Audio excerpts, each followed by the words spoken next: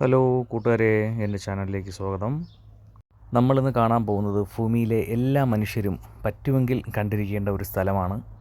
പോളണ്ടിലെ ലൂബ്ലിൻ എന്ന സിറ്റിയിൽ ചരിത്രം ഉറങ്ങിക്കിടക്കുന്ന ഒരു സ്ഥലമാണിത്.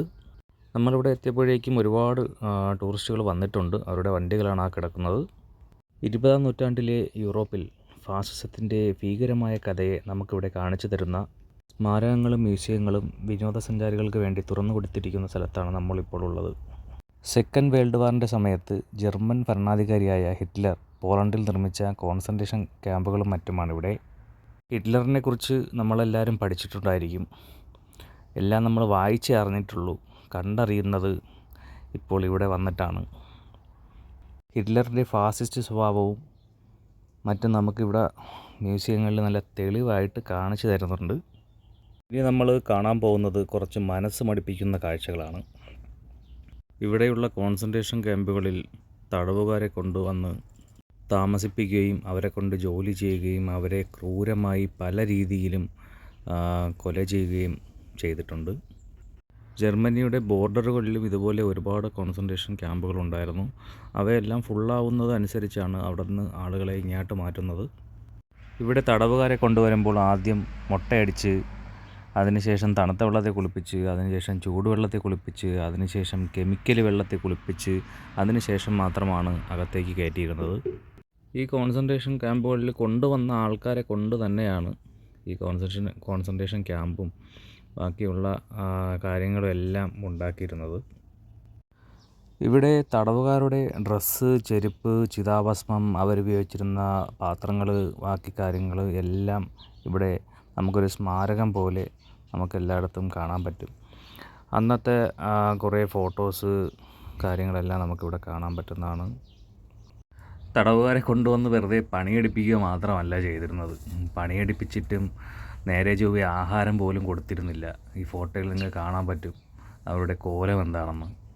അതിനുശേഷം അവരെ മൃഗീയമായി പീഡിപ്പിക്കുകയും അവരെ അവസാനം കൊന്ന് ചാമ്പലാക്കുകയാണ് ചെയ്തിരുന്നത്. ഞാൻ ഗൂഗിളിൽ തപ്പിയ കണക്ക് പ്രകാരം ഏകദേശം 80,000 ആളുകൾ വെടിയേറ്റോ ഗ്യാസ് ചേമ്പറുകളിലോ ആയി ഇവിടെ കൊല്ലപ്പെട്ടിട്ടുണ്ട്. അവരിൽ 60,000 പേരും ജൂതന്മാരായിരുന്നു. ഇതുപോലെ തന്നെ ഒന്നിൽ കൂടുതൽ ക്യാമ്പുകൾ ഇവിടെ ഉണ്ടായിരുന്നു. മജാദക്ക്, കുൽമോഫ്, ചെമ്നോ, അങ്ങനെയൊക്കെ ഒരുപാട് ക്യാമ്പുകൾ ഇതുപോലെ ഉണ്ടായിരുന്നു. സോവിയറ്റ് യുദ്ധത്തടവുകാരുടെ ഒരു ചെറിയ ക്യാമ്പ് എന്ന നിലയിലാണ് മജാദക്ക് ആദ്യം സൃഷ്ടിക്കപ്പെട്ടത്. പിന്നീട് ജൂതന്മാരെ കൊണ്ടുവന്ന് താമസിപ്പിക്കുവാനും അവരെ കൊലപ്പെടുത്തുവാൻ വേണ്ടിയാണ് ഇത് ഉപയോഗിച്ചത്. സോവിയറ്റ് സോഷ്യലിസ്റ്റ് റിപ്പബ്ലിക്കുകളുടെ യൂണിയനെതിരായ നാസി ജർമ്മനി ആക്രമണത്തിന് തൊട്ടു പിന്നാലെ 50,000 തടവുകാരെ ഉൾക്കൊള്ളുന്ന ഒരു തരത്തിൽ ഈ ക്യാമ്പ് പിന്നീട് പുനഃക്രമീകരിക്കുകയുണ്ടായി. ഇവിടെ കൊണ്ടുവന്ന ഭൂരിഭാഗം തടവുകാരും പിന്നീട് ജോലി ചെയ്യാൻ കഴിയാത്ത വിധം അവശതയിലായിരുന്നു.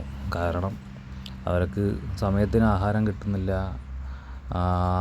ഒരു മനുഷ്യന് ചെയ്യാൻ പറ്റുന്നതിലും കൂടുതലായി അവരെ കൊണ്ട് ജോലി ചെയ്യിപ്പിച്ചു, മൃഗീയമായി പീഡിപ്പിച്ചു. ഇത് അന്നത്തെ സോൾജേഴ്സിൻ്റെ യൂണിഫോമാണ്. പിന്നെ അവരൊക്കെ ഉപയോഗിച്ചുകൊണ്ടിരുന്ന പാത്രങ്ങളും ബാക്കി കാര്യങ്ങളുമൊക്കെയാണ്.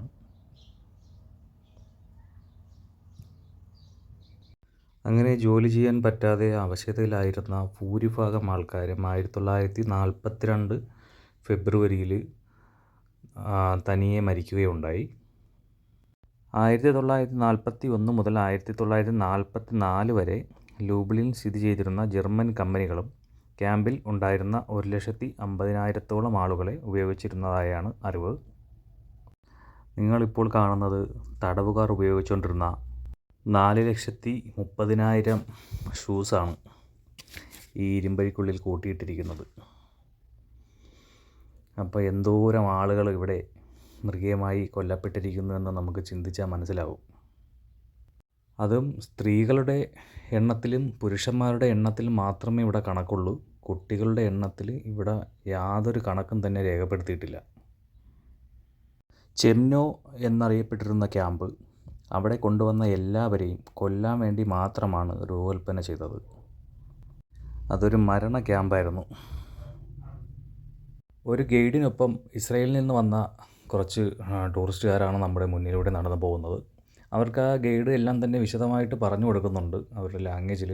പക്ഷേ നമുക്കൊന്നും മനസ്സിലാവുന്നില്ല. നമ്മുടെ സ്ഥലങ്ങളൊക്കെ കണ്ടിങ്ങനെ നടക്കുന്നുവെന്ന് മാത്രം. ഇസ്രായേലിൽ നിന്നും ജൂതന്മാരെയായിരുന്നു ഏറ്റവും കൂടുതൽ ഇവിടെ കൊണ്ടുവന്നിരുന്നത്. അവരുടെ ഇപ്പോൾ നടന്നുകൊണ്ട് പോകുന്ന ടൂറിസ്റ്റുകളുടെ മുൻ തലമുറക്കാരായിരുന്നു അവരെല്ലാം. അവരെല്ലാം ഇത് കണ്ട് വിഷമിച്ച് കരഞ്ഞ് നടക്കുകയാണ്. ആൾക്കാരെ കൊന്ന് കത്തിച്ചതിന് ശേഷം ആഷ്, ചാമ്പൽ ഇതുവഴിയാണ് എടുത്തുകൊണ്ടിരുന്നത്. ഹിറ്റ്ലറിൻ്റെ ജർമ്മൻ പട്ടാളക്കാർ കൂടുതലും കൊന്നൊടുക്കിയിരുന്നത് ജൂതന്മാരെയും പ്രാദേശിക നിവാസികളെയുമാണ്.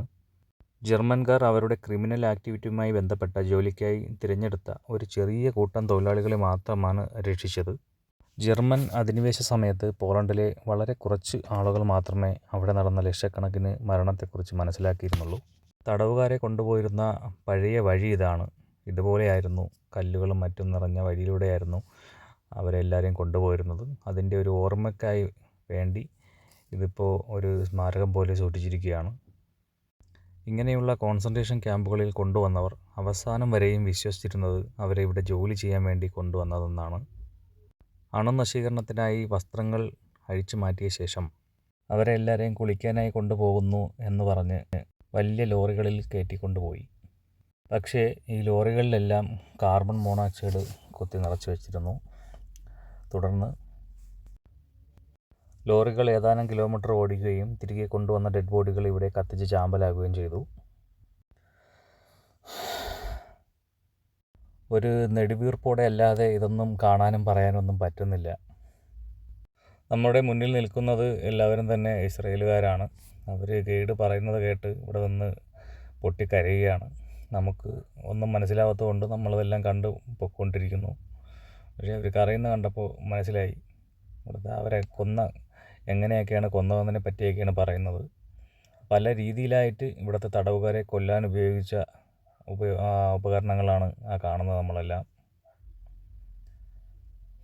ആൾക്കാരെ വെറും മൃഗത്തെ പോലെ കൊന്നു തള്ളി എന്നതാണ്.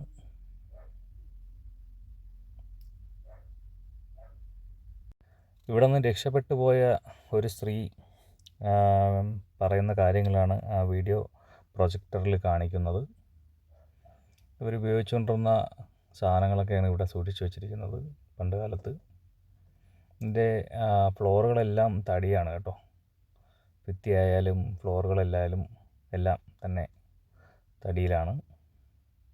നമ്മൾ ഈ പുറമേ മുകൾ ഭാഗത്ത് കൂടി മാത്രമാണ് നടക്കുന്നത്. ഇവിടെ ഒരുപാട് അണ്ടർഗ്രൗണ്ടുകളും ഒക്കെ ഉണ്ട്. ഇവിടെയാണ് ഷവർ ചേമ്പർ. ഇവിടെയാണ് കെമിക്കൽ വെള്ളത്തിൽ ആൾക്കാരെ കുളിപ്പിച്ചിരുന്നത്. ഇവിടെ വെച്ചാണ് കെമിക്കൽ ഉപയോഗിച്ച് ആൾക്കാരുടെ വസ്ത്രങ്ങളൊക്കെ മാറ്റിയതിന് ശേഷം തടവുകാരെല്ലാവരെയും കുളിപ്പിച്ചിരുന്ന സ്ഥലം ഇവിടെയാണ്. ഇനി നമ്മൾ കാണുന്ന ഒരു വലിയ ടാങ്കുണ്ട്. അവിടെയാണ് ഇവിടെ ആൾക്കാരെല്ലാവരെയും കൊന്നതിന് ശേഷം ആഷ്, ചാമ്പൽ കൂട്ടിയിടുന്നത് ആ വലിയ ടാങ്കിനകത്തായിരുന്നു. ഇവിടെ ഒന്നുമില്ലാതിരുന്ന ഒരു സ്ഥലമായിരുന്നു. ഇപ്പോൾ ഇവിടെ വലിയ സിറ്റിയായി. ആ ദൂരെ കാണുന്നത് ഒരു ബിയർ ഫാക്ടറിയാണ്. ഈ വീഡിയോയുടെ ക്യാമറാമാനായ എൻ്റെ ബ്രദറായ വിദ്യാസാഗറിന് ഒരുപാട് നന്ദി അറിയിച്ചുകൊള്ളുന്നു. ഇതുപോലുള്ള നല്ല വീഡിയോ ഇടാൻ ഇനിയും ശ്രമിക്കുന്നതായിരിക്കും. എല്ലാവരും ചാനൽ സബ്സ്ക്രൈബ് ചെയ്യുക, ബെല്ലൈക്കൺ അമർത്തുക, ലൈക്ക് ചെയ്യുക, കമൻറ്റ്, ഷെയർ എല്ലാം ചെയ്ത് എന്നെ സപ്പോർട്ട് ചെയ്യുക. അപ്പോൾ അടുത്ത വീഡിയോയിൽ കാണുന്നവരേക്കും tata, bye bye, thank U.